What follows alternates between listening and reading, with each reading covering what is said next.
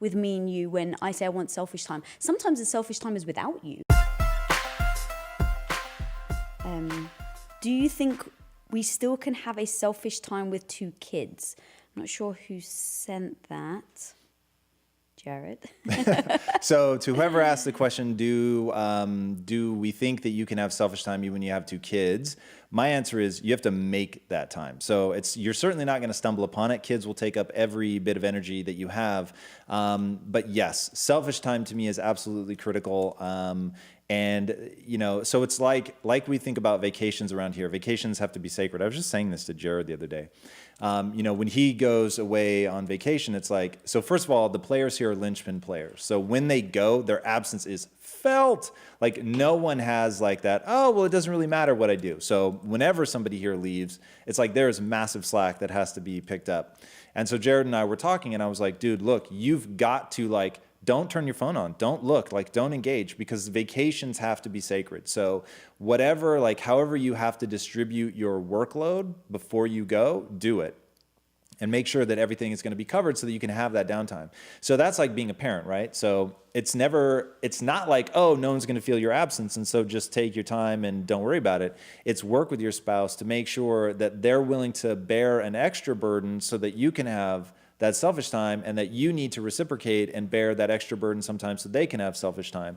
And there's something about, and one of the key elements of selfish time is that it's like the one time I allow myself that nothing needs to be productive, right? Like I can just zone out, I can play video games, I could read fiction, like whatever it is that I want to do, even if I don't believe it's moving me forward, that I take that time and I just truly indulge on an emotional level. Right. I think that's super important. I think people have to carve that time out. Yeah, and you know, going back to what you said, like not feeling guilty about it, right? We don't 100%. Have kids, so obviously we can't speak on that front. Don't we have kids? Yeah. Aren't they screaming in the background right now? So, you know, obviously you don't know how that feels, but I do know from friends who have kids that they feel guilty about saying their selfish time is without their children, right. You know, and I think when you can own that and when you don't feel guilty about that, because it doesn't mean that you love your kids any less, right? It's like with me and you, when I say I want selfish time, sometimes the selfish time is without you. Doesn't mean that I don't. Sometimes. I mean, but really, that's the idea of selfish time, right? Is sometimes, that you get to be alone. Yeah, but we both want to play video games, for instance. That selfish time that we both happen to want to do. Yeah, but so I think what they're bringing up, because it's something that I've brought up in the past on the show, is like really selfish time. So not where we're using it to really come together. So think about our Saturday nights. So we spend all day Saturday together. We're doing things together, but then say around 8 or 9 o'clock, which normally is bedtime, at that point, we do our own thing, and you watch TV shows that I don't want to watch, and I go either play more video games or I read or, you know, whatever. But something that I want to do by myself. Sure.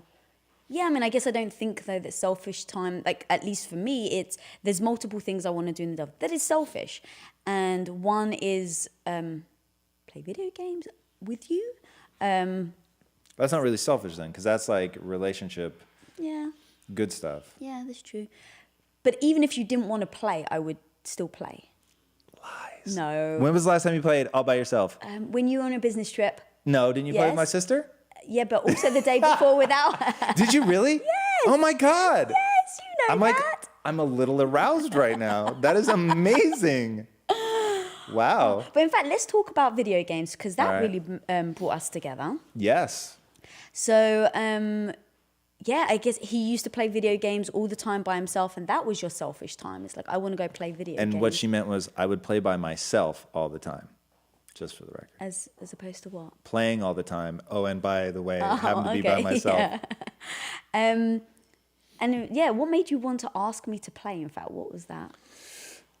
A pleasure shared is a pleasure doubled. That was the honest. I was having so much fun doing it, and it was one of those things that the reason that I always use the example of playing video games is the example of something that if you can find a way to make money doing something that you think is stupid or other people have told you is stupid or whatever, like to really try to do that, because video games is one of those, in an alternate universe somewhere, I design houses for a living because I absolutely love that.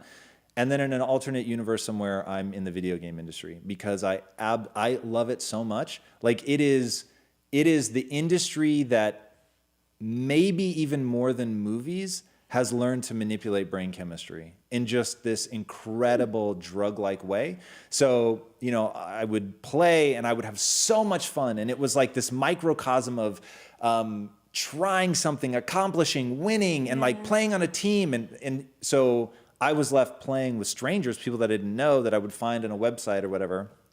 And I thought, man, this would be so much fun if I were playing with at first it was my sister. And so my sister and I started playing, and that was a lot of fun. And then I thought, wow, like, because first of all, it was a 3-man team. So it'd be my sister and I, and then somebody we didn't know. And we're so bad that we were always like just a little embarrassed to drag somebody down to our level. And I thought, wow, this would be so much fun if you played. And then I started thinking, I actually think you'd get better at this than I am because you process visual information so rapidly, which at least the game that we play is all about how rapidly can you process the visual scene, where things are coming, check your radar, know where you're being attacked from, and know what to do. And I thought you'd be really good at that. And because getting good is part of the fun, I thought, wow, if I can get you into this world, not only will I get what I want, which is a team of people that I love, that we can strive and accomplish together, but in the end, you would actually get really good. And then you would have that reward of, wow, I started out really bad and now I excel at something. And I thought that would be fun to share as well. So you thought the act of getting better I'd really enjoy? Yes. That's why video games work. Yeah. Video games are like, that's why they call it gamifying something, right? So yeah, every marketer's like holy grail is to gamify something. Right. Now that word simply comes from the video game industry and the way that they can turn things into a game. So leveling up your character, that, you know, like in Destiny, Xur only shows up 2 days a week. They could have him show up every day, right, but they don't do it because they want you to strive to gain these coins, and then you can spend the coins, and it's all fake.